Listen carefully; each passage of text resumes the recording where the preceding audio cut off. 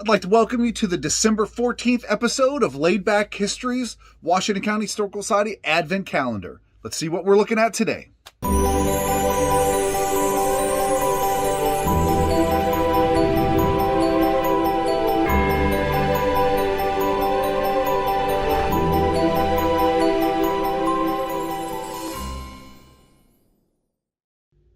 So I'm back up in one of the storage areas of the Washington County Historical Society to talk about this object right here.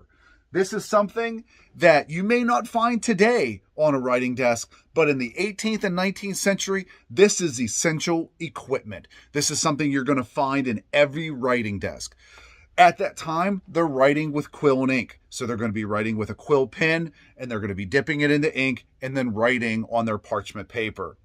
This was important because that ink doesn't dry right away. You know, it's a watery ink. It takes a little bit of time for it to dry, and it would be very easy while you're writing to smudge it, or when you're done writing to pick it up and have it run a little bit. So what they would do is they would take a box like this one right here. This is called a pounce box.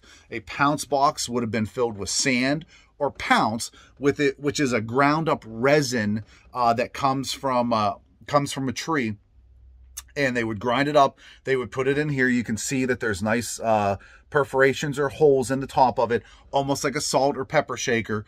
And what would happen is after you would write your letter, you would take and shake this over top of it, and that pounce or that sand would soak up any of the ink that hadn't dried and would keep it from smearing, would keep it from running.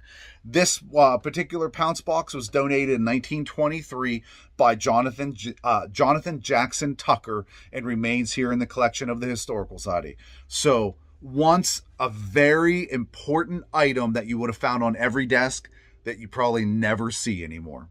We'll see you tomorrow for another episode of Washington County Historical